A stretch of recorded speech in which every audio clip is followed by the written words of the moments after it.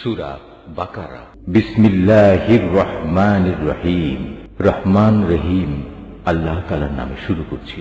সে ব্যক্তির চেয়ে বড় জালেম আর কে আছে, যে ব্যক্তি আল্লাহর ঘর মসজিদে তার নাম স্মরণ করতে বাধা দেয় এবং তার ধ্বংস সাধনে সচেষ্ট হয়। এ ধরনের লোকদের বস্তুত তাতে ঢোকার কোনো যোগ্যতাই নেই। তবে একান্ত ভীত সন্ত্রস্তভাবে ঢুকলে তা ভিন্ন কথা। তাদের জন্য পৃথিবীতে যেমন অপমান লাঞ্ছনা রয়েছে, তেমনি রয়েছে পরকালে কঠিনতম শাস্তি। এরা কেবলা বদলের ব্যাপারেও মতবিরোধ করেছিল, অথচ পূর্ব পশ্চিম সবই তো আল্লাহ তাআলার। তাছাড়া তোমরা যেদিকেই মুখ ফিরাবে সেদিকেই তো আল্লাহ তাআলা রয়েছেন। আল্লাহ তাআলা সর্বব্যাপী এবং জ্ঞানী। খ্রিস্টান লোকেরা বলে আল্লাহ তাআলা অমুককে নিজের সন্তান রূপে গ্রহণ করেছেন, অথচ যাবতীয় পবিত্রতা একান্তভাবে তাঁর।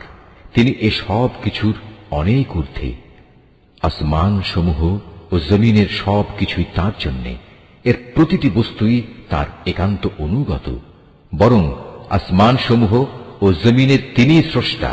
যখন তিনি কোনো একটি বিষয়ের সিদ্ধান্ত করেন, সে ব্যাপারে শুধু এটুকুই বলেন, হও, আর সাথে সাথেই তা হয়ে যায়। যারা সঠিক কথা জানে না তারা বলে আল্লাহ তাআলা নিজে আমাদের সাথে কথা বলেন না কেন, অথবা এমন কোন নিদর্শন আমাদের কাছে কেন পাঠান না যার মাধ্যমে আমরা তাকে দেখতে পাব। এদের আগের লোকেরাও এদের মতো করেই কথা বলতো। এদের সবার মন আসলে একই ধরনের। আল্লাহকে যারা দৃঢ়ভাবে বিশ্বাস করে, আমি তাদের জন্য আমার নিদর্শন সমূহ সুস্পষ্ট করে পেশ করে দিয়েছি। অবশ্যই আমি তোমাকে সত্য দিন সহ পাঠিয়েছি আযাবের ভীতি প্রদর্শনকারী ও জান্নাতের সুসংবাদবাহী হিসেবে। জেনে রেখো, তোমাকে জাহান্নামের অধিবাসীদের দায় দায়িত্বের ব্যাপারে প্রশ্ন করা হবে না।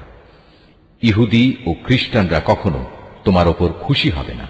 হ্যাঁ, তুমি যদি কখনো তাদের দলের অনুসরণ করতে শুরু করো, তখনই এরা খুশি হবে।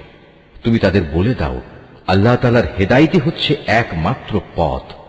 সাবধান, তোমার কাছে সঠিক জ্ঞান আসার পরও যদি তুমি তাদের ইচ্ছানুসারে চলতে থাকো, তাহলে আল্লাহ তাআলা ছাড়া তুমি কোনো বন্ধু ও সাহায্যকারী পাবে না।